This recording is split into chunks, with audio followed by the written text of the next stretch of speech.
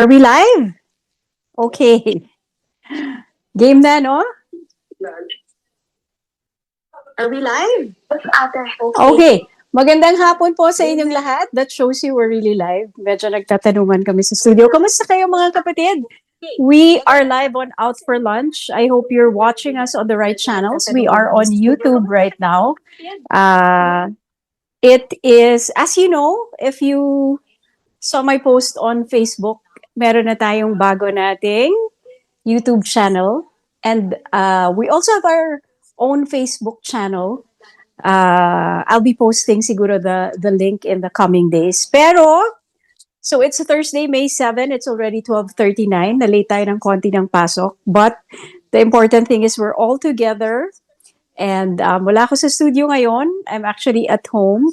So I want to say hi to all of those who are watching and let me know kung nanonood kayo today dito sa Out for Lunch. Kasi marami na naman tayong balitaan, marami na naman tayong kamustahan, at some vetted information that are hopefully useful for all our kababayans, whether you're here in Canada or wherever you are in the world. So unang-una, isang magandang balita. Let us know in the chat who's watching right now. It's important for us to know if we're reaching you, especially with this new system and with the new channels that we're trying to do, no? The new channels that we're trying ngayon. So there. Yan. Unang-una si Philbert na nag-post sa ating YouTube channel. I'm also monitoring from different gadgets here in front of me. Okay. So ang unang-una natin ngayon is good news. Magandang balita. I wanted to share with you a little bit of my experience, no, na naging maganda naman with Philippine Airlines. You know how ang hirap humanap ng ang hirap makahanap ng customer service na makakausap mo talaga yung totoong tao. 'Di ba? Ngayon puro AI na yung customer service. I'm not sure if you prefer AI, to talk to AI sa customer service. Ako kasi I still prefer talking to a real person. So, I was pleasantly surprised to know that it's now easy to talk to a Philippine Airlines customer service representative kung kayo ay customer ng Philippine Airlines, no? And especially if you're living outside of the Philippines, kasi doon sila syempre nakabase, no? It's worth saving the link that we are going to show you, that we are going to post in the chat. Kasi you can directly talk to a Philippine Airlines agent 24/7. And for me, that's gold nowadays dahil hindi AI ang kausap mo sa customer service. So kudos to Philippine Airlines for their click-to-call voice over internet protocol or VoIP option that allows you to connect with a live agent instantly via the internet. No? Hold on. Just bear with us a little bit here. Okay, so ayan ang kanilang So pag pinindot mo yung link na ibibigay namin sa inyo, you're going to be led to this site, no? And you can also use it on mobile, on your mobile phone, which is what I use, no? So you're going to see this form and all you have to do is fill it up. It's fairly easy. You will just put your name, ano ba yung mga nakalagay dyan, yan. Tinatanong niya kung anong pangalan, tapos kung ano kung anong class, no? Kung anong concern. Very easy, the ones you have to fill up. And then meron ng call now button. Okay? And that's, once you press that call now button, pagka-ring, in my experience, ang bilis nila sumagot, 1 or 2 rings. I was already talking to a live, real person customer service agent who was very helpful. Ang tip lang is know what you really want from them and be very clear about it, no? Ang sabi ko sa kanila when I called, ganyan yung magiging itsura ng ng call. This is how it looks like on my phone, the one we're showing you on the screen, no? So I researched beforehand. Sabi ko sa kanila, I would like to voluntarily convert my ticket to travel credits. Ang sagot sa akin, okay daw to convert, no? Kasi I canceled I want to cancel my flight with Philippine Airlines. So sabi nila, okay, pwede natin gawing travel credits, pero meron daw $250 na refund fee. I did my research beforehand. So ang sabi ko sa kanila, I understand that since I am requesting this travel credits more than 10 days before my flight, the refund service fee and the no-show fee should be waived as per policy. So nung sinabi ko to, the agent double-checked and no, she put me on hold. Tapos sabi niya, tama daw ako. That wala silang i-charge na fees and i-refund nila yung buong amount in the form of travel credits. No? So it helps to research and know your rights beforehand. Kasi kung hindi, papayag ka na magkaroon ng, malaki din yun, $250, di ba? And usually that's the rebooking or refund fee. Depende sa mga ticket na hawak ninyo. So, nung binasa ko yung ticket ko, ang options lang na nakalagay, when I read my ticket, no, ang nakalagay lang doon, either refund or rebooking, which usually comes with a processing fee. Usually, it ranges from $100 to $250. So just so you know, there's also an option to convert your paid ticket to travel credits. Ang advantages ng travel credits, mas mabilis siyang i-process kesa sa cash refund. Pwede rin gamitin sa mga susunod na flight, seat selection, or extra baggage. Kailangan lang tandaan na nag-expire ang travel credits. You have to double check if it's 1 year or 2 years. At kapag inavail mo na yung travel credits, hindi na to pwedeng bawiin or i-convert sa cash later on. No? So you really have to think if that's what you want. Ang refund naman, kung gusto nyong refund ang gagamitin, well, the advantage of that is you can get the cash. No? Pero lugi ka dahil merong cancellation fees. Like what I said, in most cases or the usual cases, it's $250 US dollars, which is big, no? But if you need the cash and if you want the cash, then that's the penalty. So i-check mo rin yung ticket mo kung refundable ba kasi iba-ibang class yan eh, di ba? So the refund, if you want the cash refund, it takes a little bit more time, maybe a week, 2 weeks, and it can even last for a month or a few months. So it'll take time. Another thing about travel credits, na walang refund service ay applicable lang yan ng walang bawas if you cancel more than 10 days before your flight. So afterwards, may charge na in the vicinity of $250. Okay? So, yeah, I think that's a useful link, no, that you can save whenever you want to talk to a live agent of Philippine Airlines without paying the charges, no, ng minsan hindi kasama. May mga mobile devices o may mga mobile plan, carrier plan na kasama na ang call to the Philippines, a certain number of hours, kung kasama yan sa inyong mobile plan. Pero kung hindi, then it's best it's just one click in the internet. Okay, so that is our part of our good news for you today. Who is catching us today live? Sino mga nanonood sa atin today? Medyo bago. Usually, pinupost ko sa Facebook account ko, no, kung paano tayo mapapanood ng live. So if you just press that link that I have on my Facebook account right now, you can watch us live. So, yeah, let me know. Mag-ano lang ako ha. Magpo-post lang ako ngayon sa Facebook. Let's see. We're doing this live. Lagay ko dito. We're live right now. O, diba? Habang pinapanood niyo ako, we're live right now on YouTube. Tingnan natin if you're gonna join us. Ayan, I just posted it. Okay, ano pang balitaan natin today? Kamusta kayo? Nakakamiss naman yung ibang mga usual na kasama natin dito sa ating show. Okay, so the next one we're going to talk about is may warning ang IRCC. We just wanted to let you know about this para sa mga may kamag-anak na or may mga kakilala or kayo mismo ay may concern sa IRCC.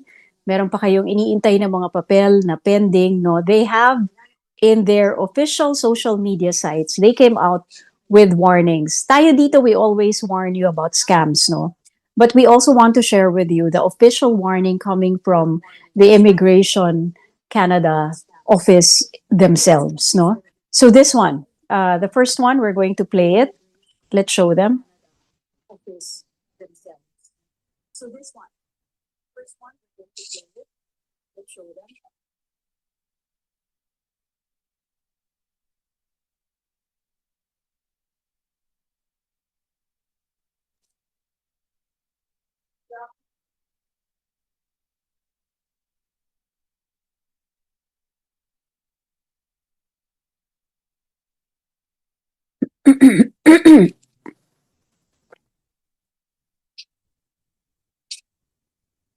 So that comes from the IRCC themselves, no? Yun yung pinapakita nila sa inyo kasi kung ano talaga yung mga nagagather nila o nire-report sa kanila na mga scams. So the second one, because they came out with two magkasunod in a span of a few days, no? So the second one, they're going to show you kung ano yung mga usual na tinetext ng mga scammers. Lines like, the usual lines na ginagamit ng mga scammers is guaranteed visa approval, fast processing, or sasabihin sa inyo, let's move to WhatsApp or Telegram, tatanggalin na yung conversation to wherever you, bawa, they texted you or they emailed you.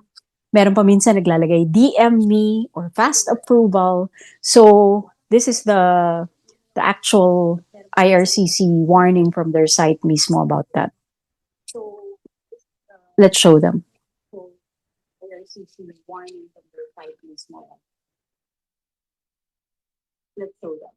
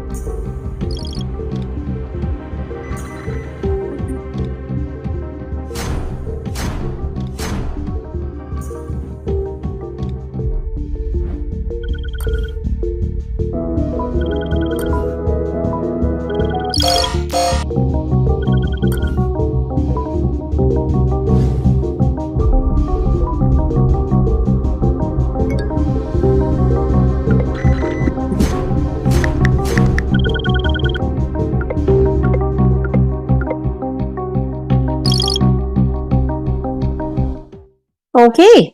So yan, galing mismo sa kanila. And we keep telling you this, no, na you also always have to double check with IRCC official sites. Lagi natin, paulit-ulit na tayo niyan para tayong broken record. But it's always good to remind people about that. Okay. And then, now we're going to, I wanted to share with you naman something that I saw from the Associated Press. They came out with a post featuring grandmothers from Taiwan lifting weights to stay strong and healthy. Taiwan, like many other countries nowadays, is a super aging society. Nangyayari yan pag more than 20% of a population is aged 65 or older. Taiwan has reached that status in January 2026, and many other nations, including Canada, are following closely behind. So makikita natin, 89, 91-year-old grandmas in Taiwan have started lifting weights, and most of the reason is not to get buffed or to look good physically, but mostly for autonomy, no? Para makagalaw pa rin sila ng maayos at magawa ang mga daily things that they're used to performing. Seemingly simple things para sa mga bata, no? Na hindi natin nare-realize that it gets difficult and even dangerous for those who are aging. Like pagluluto, walking, as simple as walking, bathing on your own, carrying groceries, sitting up from a chair, simple chores and simple daily activities. O, 'di ba? Kaya ba natin yung ginagawa ni Lola? Yan. It's very important, no? Resistance training kasi is the only way to reverse sarcopenia or yung muscle loss. Weight-bearing exercise also stimulates bone growth, which is critical for preventing osteoporosis and fractures. Lifting also releases endorphins that reduces anxiety and depression. Recent studies even suggest that it strengthens the connections between brain cells, potentially slowing cognitive decline. It helps to manage blood sugar and insulin levels, reducing the risk of type 2 diabetes. So, if you're starting from zero, so this goes for everyone 40 years old and above. If you're coming from a point na hindi ka nag-exercise, dito na tayo mamimili kasi if we're going to age, dalawa lang ang choice niyan eh. When you get to 40, 45, pipiliin mo if you're going to age na unhealthy or magsasakit yung katawan mo, it's kind of inevitable because there's muscle loss nga. So when you have muscle loss, then you won't be able to do the things that are very normal for you when you are below 40. No? So dalawa lang ang pagpipilian mo, whether you start building those muscles or maintaining and building those muscles, or you lose them. So use them or lose them. Yun lang ang choice dyan. If you still want to, travel, if you still want to be able to do the things that you enjoy, pasyal-pasyal, no? Kahit simpleng paglalakad. If you don't want to be dependent on caretakers to do simple things, then you can start building your muscles early. Kung meron naman tayong mga inaalagaan or mga senior citizens at home or our elderly parents, no, we can start encouraging them to move. Minsan pag dinadalaw natin yung mga parents natin, siguro pwede tayong gumawa ng konting mga physical activities with them. If it's starting from nothing, then very simple things, like yung pag-upo, pagbalance sa isang paa, mahirap na nga yan eh, no, para sa iba. But you have to start somewhere, no? And there's a lot of credible physical therapists na mga accounts on Instagram. Just make sure they're credible, ha? Maraming credible, and they're actually very helpful. The beauty of that nowadays is that it doesn't even have to be kumbaga na-eliminate na yung pagbayad natin sa PT. We can do it at home eh, 'di ba? With simple resistance bands, for example, which are very cheap. No? Or kahit weight training lang, sarili mo lang na igaganyan-ganyan mo sa upuan, that's already like tricep dips, no? You can do very simple exercises to slow down the muscle decline.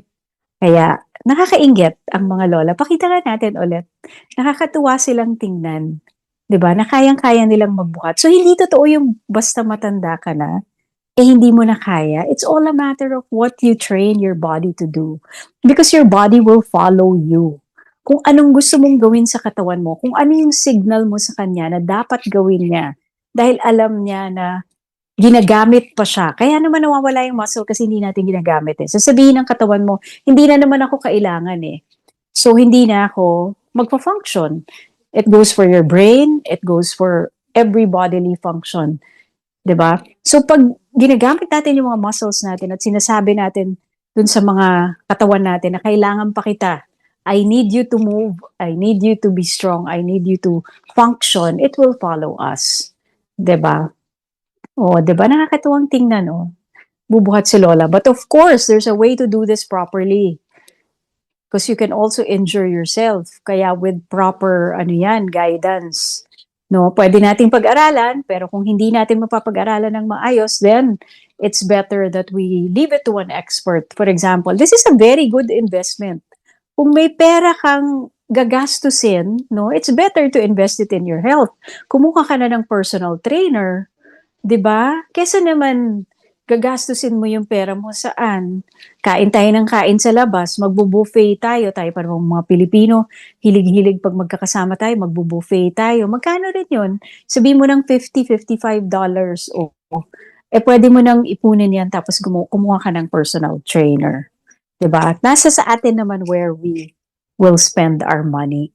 Okay. And then, before we go, so hopefully, nalulungkot ako pag walang nag-chat. Parang walang nakikinig sa atin. But the good thing about this is it's on demand naman also. So hopefully, you can watch this kahit na hindi tayo live. 'Di ba?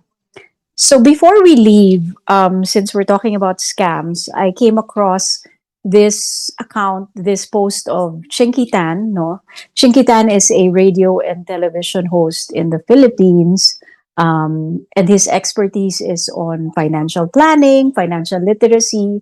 Tawag sa kanya Mr. Chink Positive. That's kind of the name that he's known for. But he has this post on AI impersonation to scam people, no, to fool people using the voices and the faces of famous personalities.